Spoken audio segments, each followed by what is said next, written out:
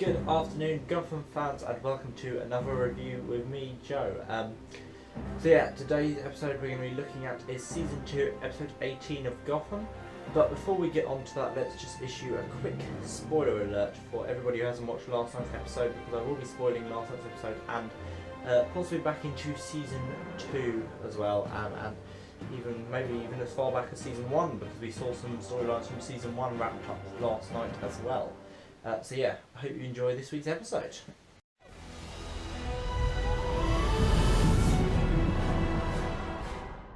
So we start as usual talking about the title of the episode. Now, this week's episode, Season 2, Episode 18, was called Pinewood. Now, Pinewood is the name of the medical experiment that Wayne Enterprises was carrying out, which affected a lot of people in Gotham City, and that Thomas Wayne stopped before he died, I assume, is what they were implying. Now, my 5 words under this week are plot twists again, exclamation mark. Plot twists again, exclamation mark. Although the S on plot twists is in brackets because it depends on what you class as a plot twist as opposed to whether you want it plural, but I think it's plural, so I'm going to say plot twists again. So yeah, you'll kind of work this out as we go through the episode, why there's plot twists again. It seems to me that they're doing a lot of this in Gotham recently, which is really good because I like plot twists.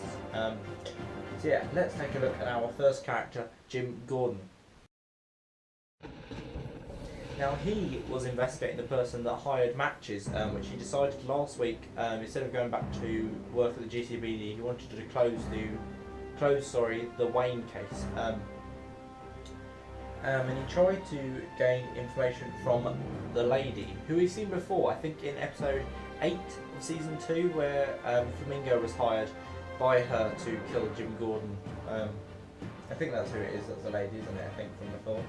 And he found himself tied up again by Barbara, so in a bit of a deja vu situation there, which I quite liked actually. I thought it was quite a good scene again, another good scene with Barbara.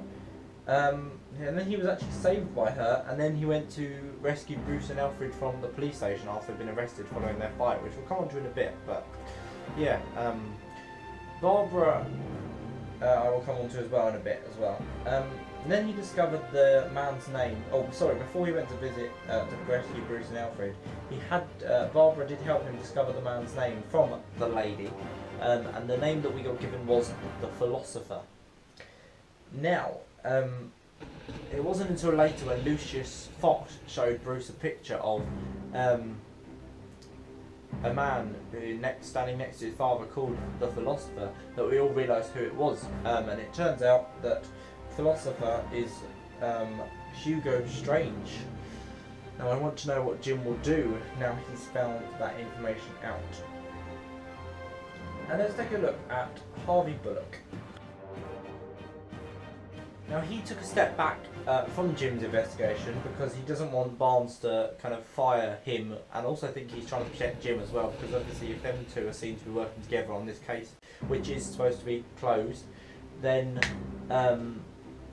both of them could get fired from the GCPD, so I think he's trying to just kind of protect himself and Jim, and also he gave Jim some really good advice as well, which is always good to see Harvey giving advice, because he's almost like a father figure to Jim, I think, in some ways. I mean, he's not obviously a proper father, but he acts like it sometimes. And then there's, let's take a look at Captain Barnes as well. He's also like a little father figure. Now he was in it for a tiny bit, and when I say tiny bit, I mean probably about 30 seconds most.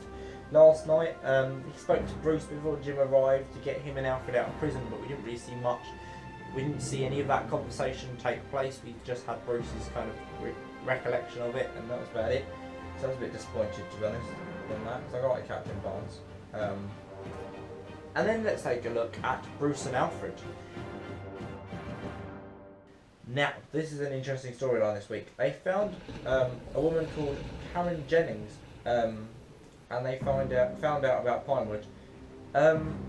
Bruce promised to save her, which I thought was really sweet.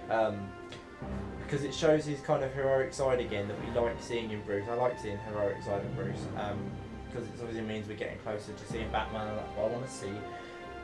The fight at the old medical lab was interesting, but it wasn't really to do with Bruce and Alfred. It was more Karen Jennings with her weird kind of this claw. I should have mentioned this. She had a deformed arm at birth, and Doctor Strange, or the Philosopher, promised he could heal her arm for her, and he replaced it with like a eagle's talons or something. So she's now got an eagle's arm or something. And she's got like really sharp talons. It's really weird. And then they were locked up, as I said, but they were released by Jim. The fight with Freeze was brilliant. Now, Mr. Freeze, obviously, I'll come on to a bit later on to speak about him, but the fight with Freeze was brilliant. I really felt sorry for Bruce when Karen got killed by Freeze, because it meant that he hadn't been able to keep his promise, and he really likes keeping his promises, and when he can't keep them, he does get really sad, and it makes me sad because I like Bruce as a character, and it's really annoying. It's quite sad to see that. Now, let's take a look at one of my favourite characters from this series in general, who we haven't seen much of but this season since episode 8, but we finally got to see her again last night, Barbara Keane. Now, she helps Jim get information about the Philosopher. I'm still not really sure about her loyalties. She claims to be sane, but then I doubt that she is, because it's Barbara and she hasn't been sane since the first episode that we saw her in, which was probably, I think it was the pilot episode in season 1. So yeah. And then we had Mr. Oh no, hang on, sorry. She went to Tabitha's after being rejected by Jim, so she has turned up at Tabitha and Bruce's, not Bruce's, sorry, Butch's house thing, mansiony thing, wherever they are. And now she was just kind of laying on her lap asleep, so, you know, that's all good. I don't really feel like I need to include Butch and Tabitha that much, because they weren't really in it huge amount. That was just kind of it for them. And then we need to take a look at Mr. Freeze. Now, we got to see the proper Freeze suit last night, which was much better than his own made one, which was like almost like a space suit, and it just looked terrible, whereas last night was much better. He was sent by Hugo Strange to kill Karen, and he succeeded. It was a brilliant end to someone. When he froze her and then literally smashed her into pieces, it was amazing, and I would love to see more of Freeze. I'd love to see more of him. He's brilliant, I think. He's a brilliant character, and I'd like to see more of him. And finally then, our last character to look at today is Hugo Strange. Now, he sent Freeze, as I said, to get Karen, and it turns out that he had Bruce's parents killed because they shut down Pinewood, or at least he killed Thomas for that reason, but Martha he probably just killed because she would know she knows about Pinewood as well, so he decided to get rid of them, which closed up the storyline from the murder that we saw in season 1, episode 1, which was called Pilot, which is the pilot episode.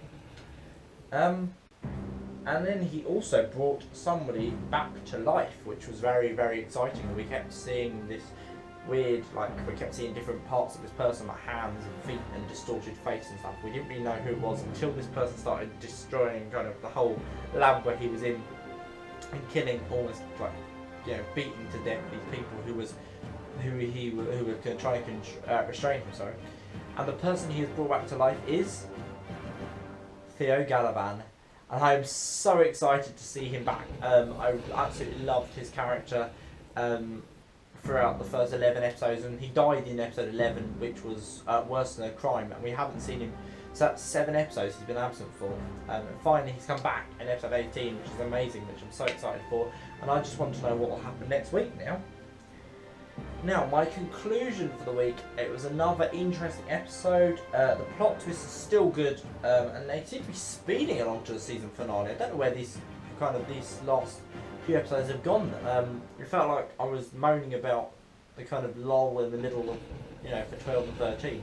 And suddenly we're on episode 18, that's 5 episodes later. These last 5 episodes have been incredibly fast moving, because it just seems like we should be on, we only feel like about halfway through the season, and yet we've only got 4 episodes left and then we're finished.